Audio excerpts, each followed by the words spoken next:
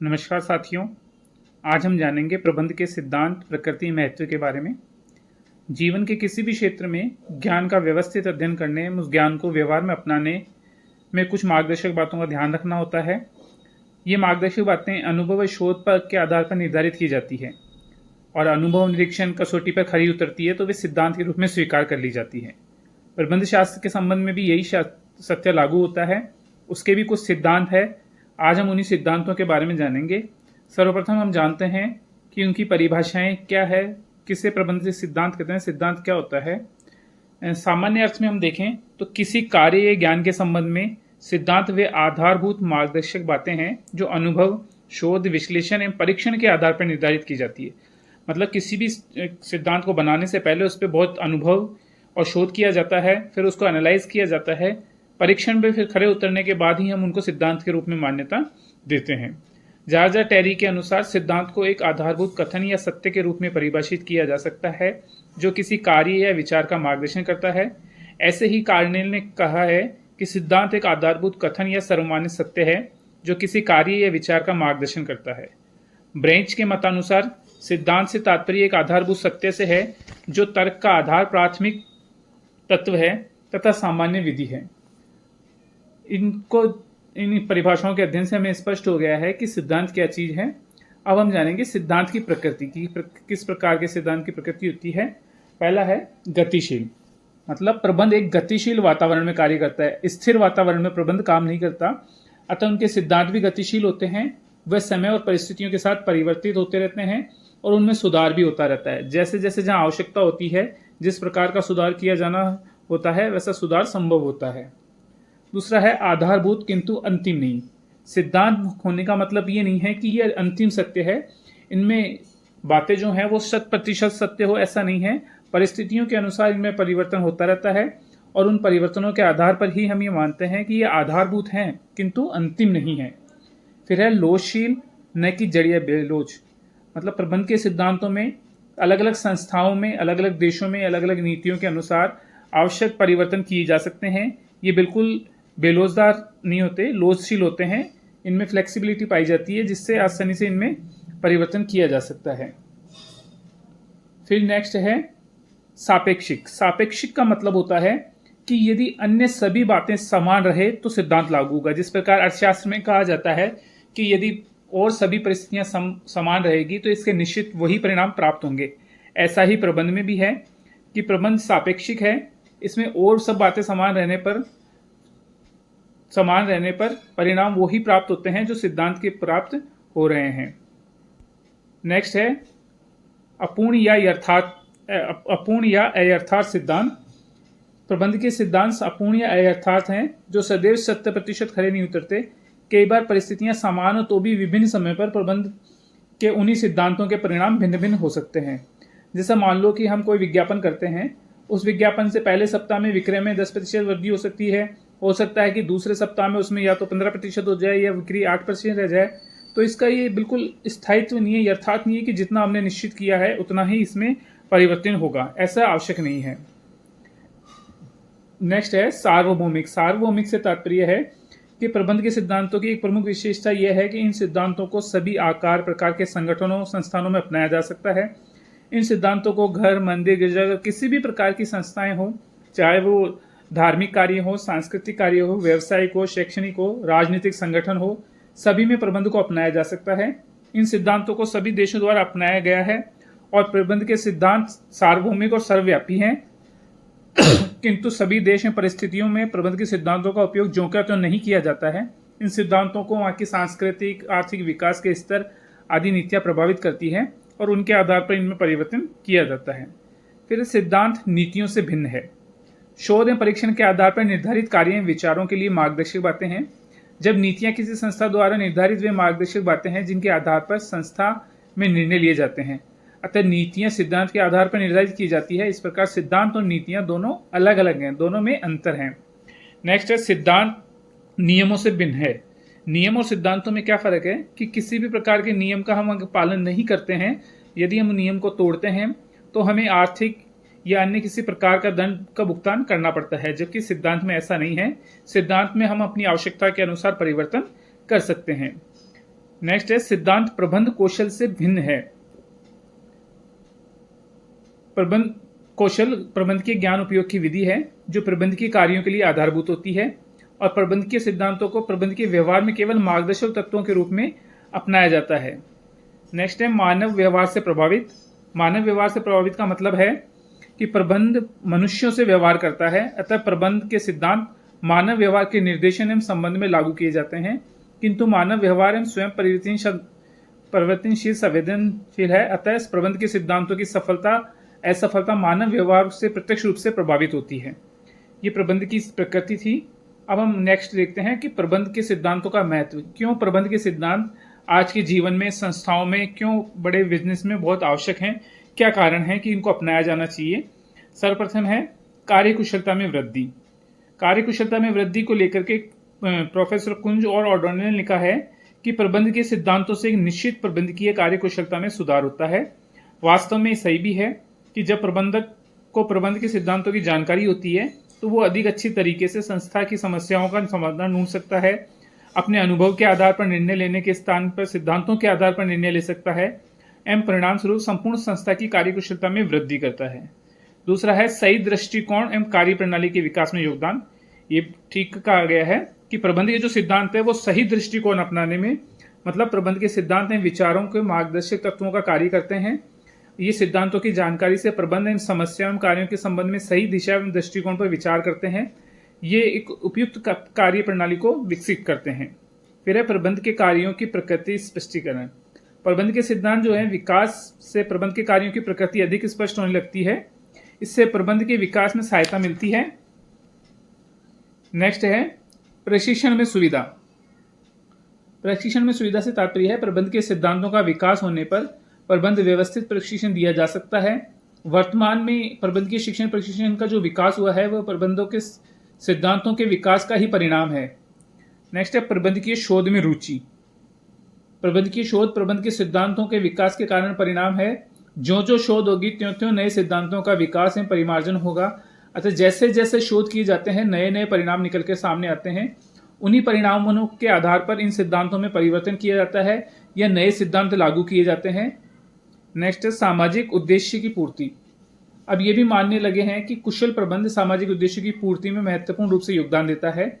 प्रबंध के सिद्धांतों के विकास एवं उपयोग से सभी संसाधनों का कुशलतापूर्वक उपयोग किया जा सकता है, मतलब समाज के लोगों को अधिक संतुष्ट व अच्छा जीवन स्तर उपलब्ध होता है, उनके सामाजिक उद्देश्य की पूर्ति होती है। इसी प्रकार प्रबंध पेशे का विकास। प्रबंध पेशे का मतलब हमने पिछले अध्याय में भी पढ़ा था कि प्रबंध पेशे से तात्पर्य है कि निश्चित सिद्धांतों पर टिका हुआ है। ये प्रबंध के सिद्धांतों के विकास एवं प्रबंध को पेशे के रूप में विकसित करने में सहयोग प्राप्त होगा। जैसे जैसे हम प्रबंध के सिद्धांतों का अध्ययन करेंगे या अन्य चीज़ों के बारे में शोध करेंगे, उनके परिणामों को जानेंगे, तो ये एक पेशे के रूप में भी अपनाया जाने लगा है। कई संस्थाओं में प्रबंधक के अलग से पद होते हैं। छोटी संस्थाओं में स्वामी खुद प्रबंध का कार्य करता है। नेक्स्ट है प्रबंध के कार्यों का समुचित निष्पादन। प्रबंध के सिद्धांत के विकास एवं व्यवहार से प्रबंध के कार्यों को ठीक ढंग से पूरा किया जा सकता है। नियोजन, संगठन, नियंत्रण आदि प्रबंध के कार्य हैं, इनसे अधिक सफलता के साथ प्रबंध को पूरा किया जा सकता है। फिर जटिल समस्याओं के समाधान में योगदान। जटिल समस्याओं से तात्पर्य है कि कुछ ऐसी समस्याएं आ जाती है जिनको सामान्य अनुभव के आधार पर हल नहीं किया जा सकता, तो वहाँ पर व्यावसायिक जटिल समस्याएं जो हैं उनको प्रबंध के सिद्धांतों को मानते हुए या सिद्धांतों के आधार पर उनको हल किया जाता है। ये प्रबंध के महत्व थे। अब हम जानेंगे प्रबंध के सिद्धांत। एक मशहूर आधुनिक प्रबंध के जन्मदाता माना जाता है हेनरी फ्यूल को। उन्होंने प्रबंध के 14 सिद्धांत दिए हैं। सर्वप्रथम हम उन सिद्धांतों का अध्ययन करेंगे, उसके बाद शेष अन्य विद्वानों के द्वारा दिए गए सिद्धांतों का अध्ययन हम करेंगे। तो फेल द्वारा प्रतिपादित सिद्धांतों में सर्वप्रथम दिया गया है कि कार्य विभाजन या विशिष्टीकरण का सिद्धांत। कार्य विभाजन या विशिष्टीकरण के सिद्धांत को ध्यान में रखते हुए फेल द्वारा कहा गया है कि प्रत्येक व्यक्ति को इस कार्य का इस प्रकार से विभाजन किया जाना चाहिए कि उस सही व्यक्ति को सही कार्य पर लगाया जाना चाहिए जिससे वो पूर्ण रुचि के साथ कार्य करें, या विशेष व्यक्ति को विशेष कार्य सौंपा जाना चाहिए ताकि वो अपने अनुभव के आधार पर उस कार्य को बहुत अच्छी तरीके से करे और रुचि के साथ कार्य करे। दूसरा है अधिकार एवं दायित्व का सिद्धांत। यहाँ फेल कहते हैं कि जिस प्रकार से हम कर्मचारियों को दायित्व सौंपते हैं उसके अनुसार ही उस अनुपात में उनको अधिकार भी दिए जाने चाहिए ताकि वो उन दायित्वों का ठीक प्रकार से पालन कर सके। फिर है अनुशासन का सिद्धांत। प्रबंध का ये सिद्धांत इस बात पर बल देता है कि संस्था की सफलता के लिए अनुशासन परम आवश्यक है। अतः सिद्धांत कहता है कि सभी कर्मचारी को अपनी स्वेच्छा से संस्था के नियम एवं अधिकारियों की आज्ञा का पालन करना चाहिए। फिर है आदेश की एकता का सिद्धांत। आदेश की एकता के सिद्धांत से तात्पर्य है कि एक कर्मचारी को केवल एक ही अधिकारी से आदेश प्राप्त होने चाहिए।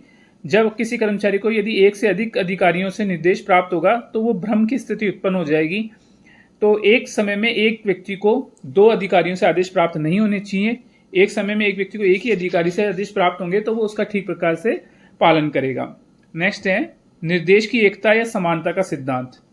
ये सिद्धांत ये कहता है कि सभी प्रकार के उद्देश्य कार्यों की प्रमुख अधिकारी होना चाहिए तथा उन सब कार्यों को एक ही योजना बनाई जानी चाहिए। दूसरे शब्द मतलब में समान कार्य तथा समान उद्देश्य के लिए एक ही अधिकारी व एक ही योजना होनी चाहिए।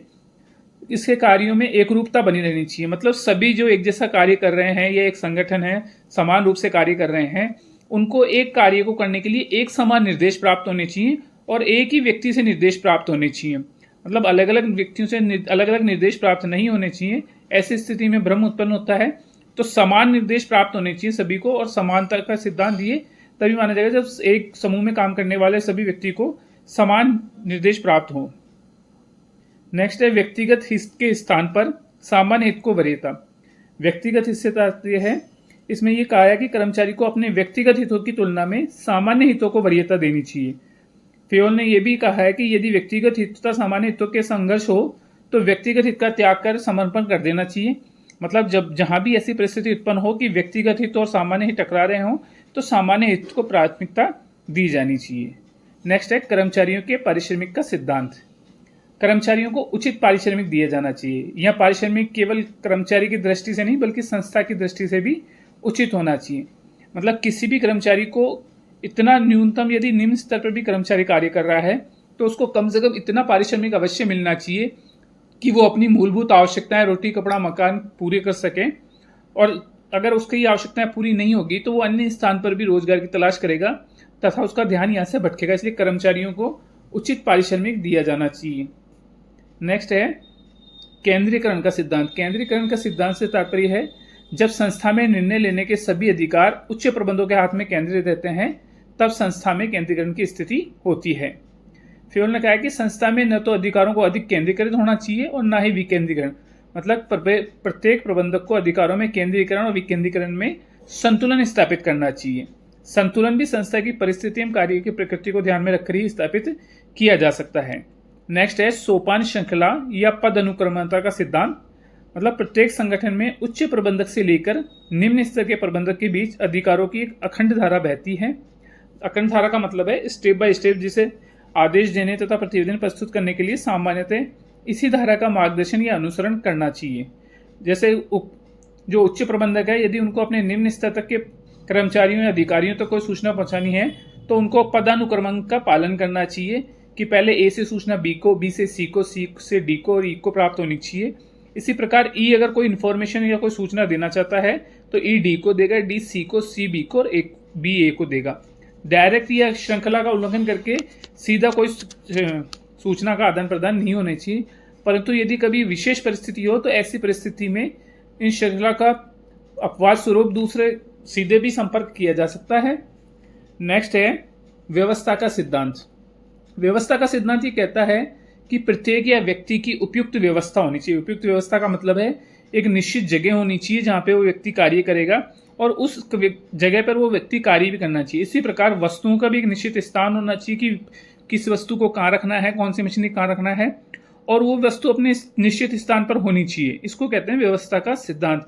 जैसे कि मान लो कि कोई पैकिंग मशीन है, उसका निर्धारित स्थान है वो वहां होनी चाहिए, उसका निर्धारित स्थान भी होना चाहिए और उस स्थान पर वो वस्तु होनी भी चाहिए। ये कहलाता है व्यवस्था का सिद्धांत। इसी प्रकार यदि किसी कर्मचारी को किसी मशीन पर नियुक्त किया गया है तो प्रत्येक कर्मचारी की एक मशीन पर नियुक्ति होनी चाहिए और वो व्यक्ति उस मशीन पर कार्य करता हुआ भी या उसका निष्ठा वो अपने निस्थान पर होना भी चाहिए। फिर है न्याय या निष्पक्षता का सिद्धांत। प्रबंध का सिद्धांत ये कहता है कि प्रबंधक को अपने कर्मचारियों के साथ उचित, निष्पक्ष, दयालुता का व्यवहार करना चाहिए जिससे उन कर्मचारी तथा प्रबंधकों के बीच मधुर संबंध का सूत्रपात होगा। कार्यालय में स्थायित्व का सिद्धांत। ये सिद्धांत ये बताता है कि कर्मचारियों का कार्यकाल स्थायी होना चाहिए। इस सिद्धांत के पीछे मान्यता रही है कि जब कोई कर्मचारी किसी नए कार्य पर लगाया जाता है तो उसे नए कार्य सीखने में कुछ समय लगता है। यदि उसका बार बार स्थानांतरण किया गया या बार बार उसको नया कार्य सीखना पड़ेगा तो वह किसी भी कार्य में कुशलता प्राप्त नहीं कर पाएगा। अतः कार्य कुशल एवं वातावरण में समन्वय करने की दृष्टि से कर्मचारियों के कार्यकाल में उचित स्थायित्व होना चाहिए, उनका बार बार स्थानांतरण नहीं करना चाहिए। फिर पहलपन का सिद्धांत। पहलपन का सिद्धांत से तात्पर्य है कि प्रबंधक को अपने कार्यालय में या अपनी संस्था में इस प्रकार का माहौल बना के रखना चाहिए कि उनके अधीनस्थ व्यक्ति जो सृजनात्मक विचार रखते हैं वो भी किसी कार्य को करने में पहल करें और उनका इस प्रकार से अभिवादन करना चाहिए ताकि उनको आंतरिक सुख का अनुभव हो, जिससे वो कर्मचारियों संस्था के कर्मचारी पहलपन की भावना का जिससे उनमें विकास होगा। नेक्स्ट है समूह भावना का सिद्धांत। ये सिद्धांत ये कहता है कि प्रबंध की सफलता के लिए प्रबंधकों को अपने कर्मचारियों में समूह भावना में एकता की भावना विकसित करनी चाहिए। प्रबंध को कर्मचारियों से प्रत्येक संपर्क बनाए रखनी चाहिए। प्रबंधकों को जब भी समय मिले कर्मचारियों के साथ संदेश का आदान प्रदान मौखिक रूप से ही करना चाहिए। उन्हें औपचारिक रूप से लिखित संदेशों का आदान प्रदान बहुत ही कम करना चाहिए। इससे क्या होगा कि आपसी सहयोग बढ़ेगा, प्रबंध और कर्मचारियों के मध्य किसी प्रकार की समस्या नहीं आएगी और वो आपस में मौखिक विचार विमर्श से ही समस्याओं को दूर कर लेंगे। तो ये थे हेनरी फ्यूल द्वारा प्रतिपादित प्रबंध के सिद्धांत। यहाँ कुछ और सिद्धांत हैं जिनके बारे में हम जान लेते हैं ताकि हमें मालूम रहेगा कि प्रबंध के अन्य विद्वानों ने कौन से सिद्धांत दिए। इसमें सबसे पहला है उद्देश्य का सिद्धांत। संस्था का किसी भी कार्य को शुरुआत करनी हो तो ये सिद्धांत सबसे महत्वपूर्ण माना जाता है। संपूर्ण संगठन तथा प्रत्येक विभाग को संस्था के उद्देश्यों की प्राप्ति में योगदान देना चाहिए। मतलब सर्वप्रथम हम किसी भी संस्था में यदि हमें कार्य करना है तो सर्वप्रथम उद्देश्यों का निर्धारण होता है, उसके बाद पूरे संगठन को, पूरी मशीनरी को उस कार्य को करने के लिए लगाया जाता है।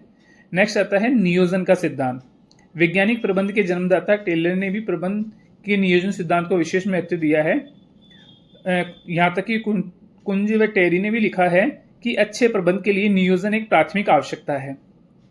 यह सिद्धांत बताता है कि भविष्य में किए जाने वाले कार्यों को पहले से ही निर्धारित कर लेना चाहिए। इससे संस्था के लक्ष्यों को अधिक निश्चितता से पूरा किया जा सकता है।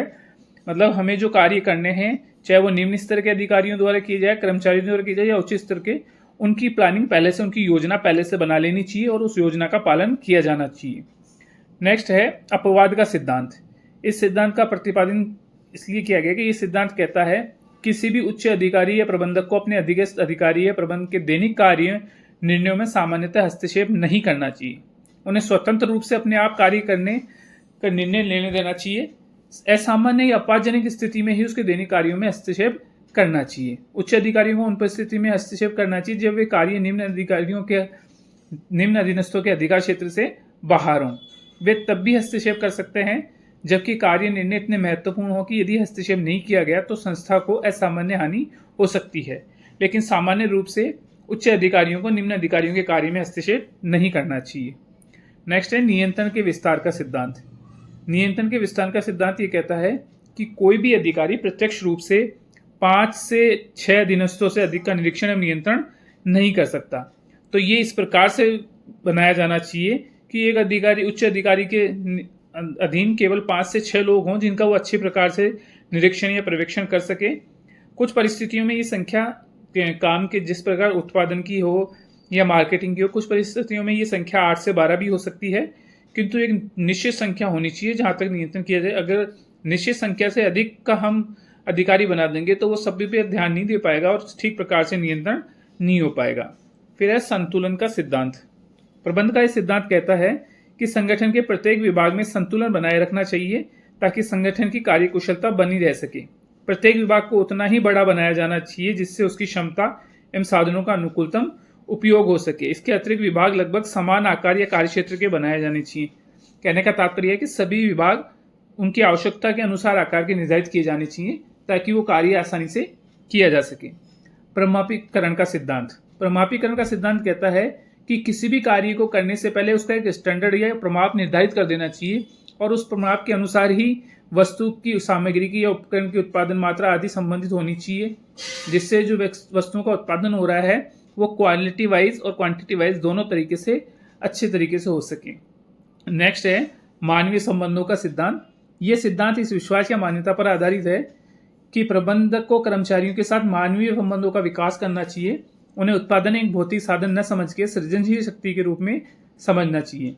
प्रबंधक को कर्मचारियों की भौतिक आवश्यकता जो होती है, रोटी कपड़ा मकान की संतुष्टि के साथ साथ सामाजिक